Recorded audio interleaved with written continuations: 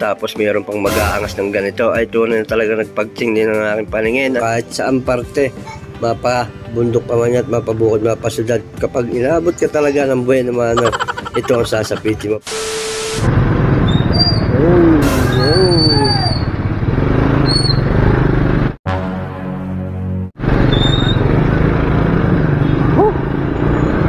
Pasko na mga idol, traffic na nga.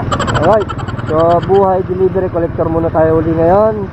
Wala muna tayong pagtatakaw na magagawa. Masyado nang tumataba, lumalaki na yung tiyan natin.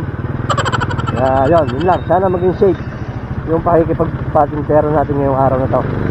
Na naman sa kalsada. Ano natin kung sino magbibigay. Yun, magaling pa si ate. Thank you. Hindi mo talaga binalandra, wala magbibigay eh. Sakit na yata talaga ng Pilipino yun. So yun mga idol, dito tayo na maniningil. Yan, nakikita nyo, Maria Estrella General Hospital.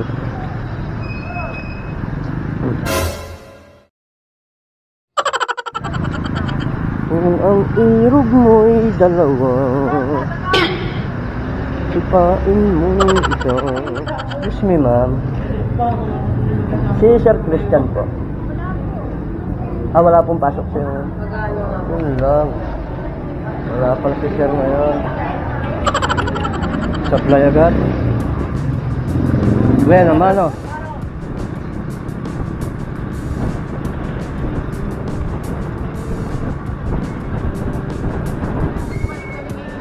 $2682 po. 82. Okay, yan naman ano.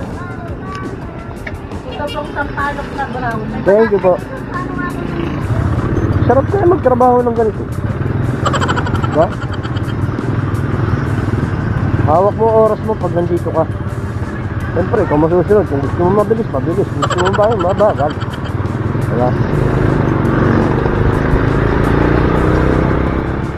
Nako, parang wala pa din dito si Madam. Ate. Ay di, pasabi na lang po. No po, paulit na lang ako kay Madam ha. Pwede akong bumalik, basta tawagan lang ako ni Madam. Sige pa, paulit na lang. Sablay na naman mga idol. Medyo matumal nga ngayong araw na to, tapos mayroon pang mag-aangas ng ganito, ay tunay na talaga nagpagtingin ng aking paningin. At yun na nga, akin din pinilit habulin. So yun nga, para lang talaga maibisan yung kainisan, kasi hindi maiiwasan talaga na may mga ganitong pangyayari, tapos may pipigil sa'yo lalo't ganito, gusto mo lang abutin, ay talaga naman, talaga ngayong araw na ito yung nabinamanuhan. Yun ang anong ako nakalampas na at malapit ko na rin siyang abutan, ay talagang nawala hanggang kasiyahan. Yung pala may kakanan na, ay di wala rin talagang nangyari. Sa dami ko rin niya naman puntahan, ay talagang halos pas lahat. Bali, dalawa lang talaga yung nasingil ko o nagbayad. Kaya yung kahit saan parte, mapabundok pa man yan at mapabukod, mapasyudad, kapag inabot ka talaga ng buhay na mano, ito ang sasapitin mo. Pero okay lang, ang mahalaga kahit papano, eh safe pa rin yung biyahe natin. At papano ay napuntahan pa rin natin sila. At least meron tayo pangahawakan na hindi natin sila kinalimutan o hinayaan, para at least hindi tayo masisi. At sa maniwala kayo at hindi, inaabot ako ng 30 to 40 minutes bago ko marating ang isang customer. Kaya kapag ganito ang nangyayari, talagang wala, mapapakanta na lang tayo, magmumuli-muli lang talagang sasabihin na lang, magbubuntong hininga, bawi na lang bukas. Ganun naman talaga ang buhay mga idol. Enjoy mo lang kahit paano talaga. Makakatulong din yun kahit medyo mahirap-hirap sa buhay. Kung masaya ka naman sa ginagawa mo, iniisip mo na para ka lang nag-adventure. Lalo na pag mga ganito ang iyong mapupuntahan talaga. Hindi mo rin masasabi na nalugi tayo sa biyahe kasi sa ganda rin naman ang view. Yun lang nga, adventure talaga. Isa sa masaya.